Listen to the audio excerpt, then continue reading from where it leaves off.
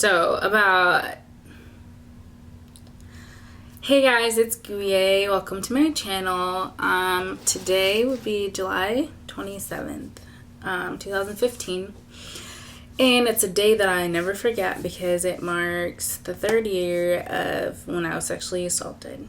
I think I was about 18, turning 19 when it happened, and it took me about 3 years to openly speak about it. And the reason why I decided to speak about it is because I believe that it's important to let other women or people who have been there to know that they're not alone, and they can get through it, and that someone is there for them. So first, I like to start off with some statistics. So about 44% of victims are under the age of 18, and only 68% of the sexual assaults, about 68% of the sexual assaults are not reported to the police. That's such a huge percentage for how much it goes on, like, every day, every hour. It's pretty disgusting. Approximately 4 out of 5 assaults are committed by someone known to the victim. Like, you look around you, and what does that say about who you're around? It could be anyone, honestly. It could be family members, friends, boyfriends, anybody, girlfriends. It happens to everybody. Unfortunately, not everyone, but it's so very frequent. It could be anybody. You never know. About 47% of rapists are a friend or an acquaintance. With that said, be careful. Be careful who you hang around, because the company you keep says a lot. And 1 out of 4 women have been sexually assaulted at least once or twice in their lifetime, or will be, which is like such a sad statistic. It just makes me think of my future children. If I were to have daughters, I'd be scared for them. I honestly am. But I felt like this story was super important to tell because it was such a huge part of me.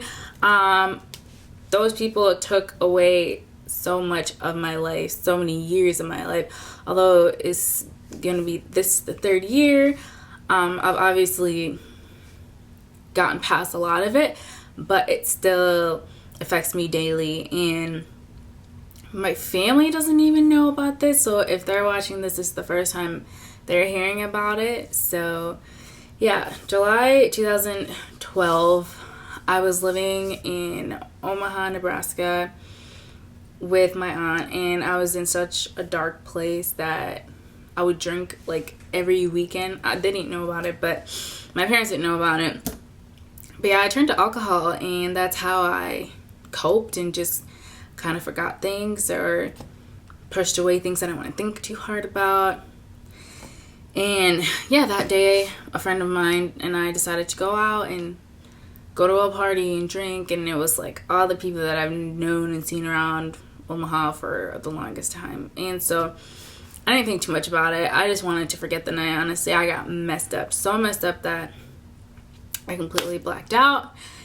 And from then on, I remembered nothing. I remember waking up next to a stranger whom I've never seen in my life. And I was like, okay, if it's just this one person, I think I'll be okay. And I was not okay at all. I went through that day not knowing that anything had even happened to me. And I went over to the girl's cousin's house to go get her, and some of the girls were like, do you remember your night? And I was like, not really. I just remember being super drunk, and that's it. And so one of the girls finally took me to the room, and she's like, look, this happened to you. You were sexually assaulted by numerous guys, and videos were taken and pictures were taken also. And these guys happened to be so-called friends of mine at the time. I've known them at least about a year, and it was just something that I never expected from these guys, because I thought, like, most of them like took me in as a little sister. They see me cry, they see me go through it and all that stuff. And so yeah, I was raped by numerous guys whom some I do know the names of, and I was so ashamed that I didn't report it because I was scared of what people would think. I didn't know how to talk about it, describe it, or speak about it to anyone. So I kind of just told my best friends, and when I got home I just showered because I was blacked out. I don't remember anything, and it wasn't until a few years later that I started getting flashbacks, and I'm like, oh my gosh, this is real. And from then on, my life became hell. Honestly, I didn't trust anyone, and the people who did this to me so-called wanted to become my friends and try to find who did it, when in reality it was really them. And that, I thought that was like really sick and psychotic of them to even do that. Like, if you're gonna do something like that, stay far away from that person. Like, that's so disgusting to me. And so yeah, and I continued to try to move on from it, but then I started seeing Twitter posts and people just like cyberbullying me, saying it was my fault. And the popular term they used was, oh, she was trained. And that's a term for when numerous guys have sex with a girl who is 99% of the time unconscious. And unfortunately, I happen to be that girl. And from then on, I like didn't trust anyone. I couldn't sleep for about 6 months because I would just have nightmares, and I'd stay up until 5 in the morning, or I'd wake up random times because I just didn't know how to feel. Like, I was sick to my stomach. I didn't know how to tell my parents. I was just embarrassed, disgusted, and they just took so much of my life because from then on, I didn't trust guys. I just felt like every guy was the same. They just wanted to hurt me. Just thinking about it, just I'm okay. Anyways, and then after that, I really couldn't even I didn't want to be in public places. I couldn't look people in the eyes because honestly, what I felt like people saw when they saw me was like broken, written on top of my head, or unworthy, or raped. Like, it felt like it was stamped on my forehead. So I would not make eye contact with anyone. I didn't talk to people. I moved back home and I completely just cut off the whole world. And people were not nice about it either, because even some of my friends, not my girlfriends or anything, but friends that were not really in my circle, were telling me it was my fault. Like, you should have known better than to drink that much. But who honestly goes to a party to say, oh, I'm gonna get sexually abused, sexually harassed today, or like sexually assaulted? Nobody. And it's so unfortunate that people do that and people get away with that. That's why I feel like this video is important, because if anything happens to you, you have to report it. You have to report it. It doesn't matter who did it, because justice needs to be served. Otherwise, those people would think if they got away with it once, they can get away with it again.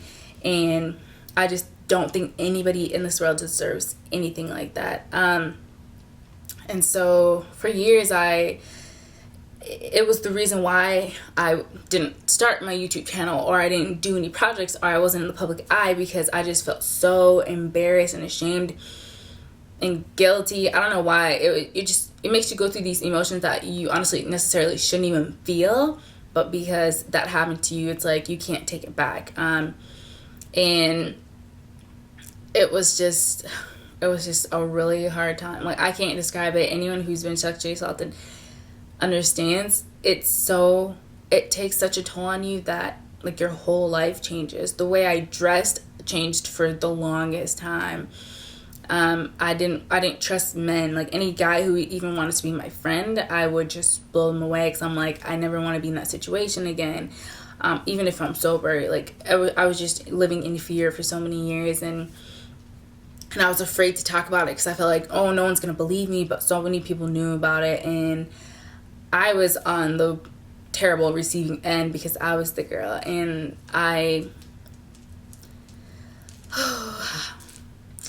let me just get myself together.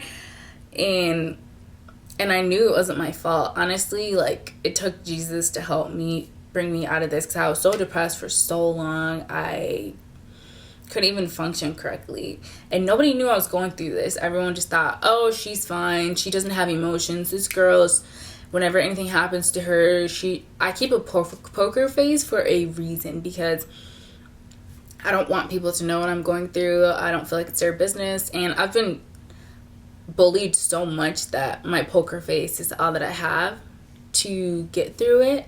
But inside, I'm just tortured and miserable, and my best friends are the ones who see that side of me where I'm crying and I'm just sad about it. But yeah, I went through so much with that, and I feel like no one else should live with that, knowing that they were sexually assaulted and didn't say anything. I wish I would have said something and reported it, because it kind of would have freed me a little bit. And honestly, only one of the guys who was involved came back and apologized, which is something I never expected. But I had to forgive them, because God says forgive those who sin against us. So I honestly, it took me so long, but I really had to forgive them, because the only way to forgive myself was to forgive them first. And I forgave the people, but I honestly still don't think that doesn't excuse what they did, and that doesn't mean that they don't deserve whatever happens to them. But honestly, I left it in God's hands, and I just think that if you've been sexually assaulted or anything, please report it. Do not be ashamed. Somebody's there for you. I am there for you. I wish I would have reported it. I regret it so much every day. And honestly, day to day, I still walk without my shoulders, because I just don't trust anybody. I don't get close to people, because I was ridiculed. Instead of someone saying that was so messed up of them to do that to you, it was like, it's your fault. You shouldn't have been doing this. You shouldn't have been doing that. And I think that's just stupid. Even if a girl is that blackout drunk, even if a girl is naked at a party, you don't take advantage of her. Like, imagine if that was your mom, your daughter, your sister, your girlfriend. Would you want anyone else to do that to them? The answer is obviously no. You'd be pissed. You'd want to kill someone. And honestly, I did want to kill someone. And I took revenge into my own hands, and I slashed someone's tires, because that's how pissed I was, because those people were supposed to be my friends, and they were supposed to have my back, and they didn't. So I guess my only revenge was slashing their tires, and I felt like even that wasn't enough. And I don't know, it's so disgusting. It happens to so many people, and I feel like there needs to be a safe place to talk about it. I'm pretty sure I'm not the only girl it's happened to. I'm pretty sure I know numerous girls who just walk around with that baggage on their shoulders, and I want them to know, and I want y'all to know, that you can get through it. I'm a testament of that. If I'm sitting here talking to you about it on YouTube, where millions of people can watch it, you can get through it. Honestly, I needed counseling for the longest time. I didn't end up getting counseling because it was expensive, but I just prayed about it a lot, and I talked to Jesus about it, and through that, he gave me the strength to get up and move on and know that I wasn't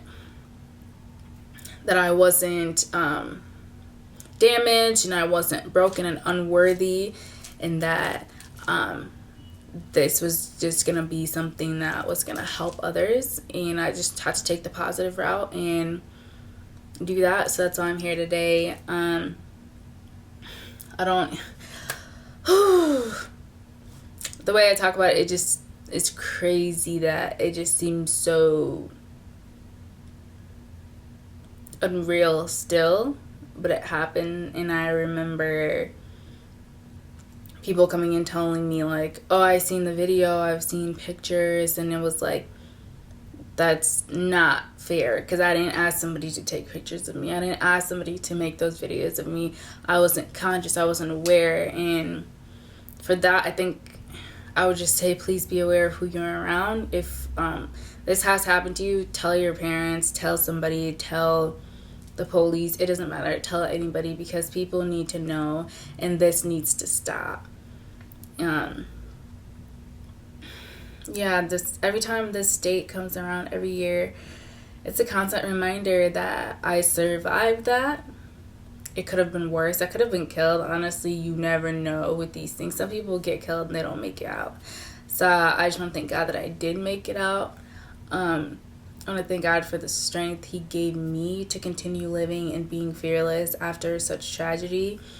It's definitely not something I'm going to forget. I'm going to live with that for the rest of my life, but I'm not going to let it be a hindrance to me and my purpose and my career and where I'm going. I'm stronger than that. God made me strong enough to just be me and face those people. So yeah, I just wanted to share that with you guys because I think that sexual assault needs to stop. It needs to be addressed and it needs to be known, and people need to take responsibility for their actions regardless, whether it be somebody you know, whether it be somebody you don't know.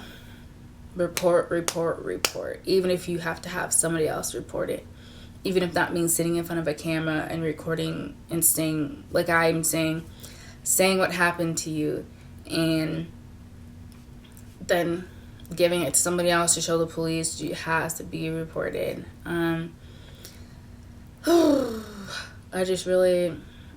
knew it was time to speak about it. For so many years nobody knew my side of it or anything, and so now you guys know. It's not a joke. I've never wished that upon anybody, not even my worst enemy. Some people are not fortunate enough. As you can tell, there's a change in lighting because it got dark and I had to turn my lights on. But yeah, like I said, report it. There's crisis hotlines. There are people who are willing to talk you through it. Just please don't end your life over something like that. If you do, that you kind of eliminate yourself from helping someone else who may be needing help. Yeah, I just thought that I'd share that, and I'll talk to you guys soon. Make sure you subscribe. I know it's not such a happy video, but it was an important video that I felt like it was about time that I spoke out about it. And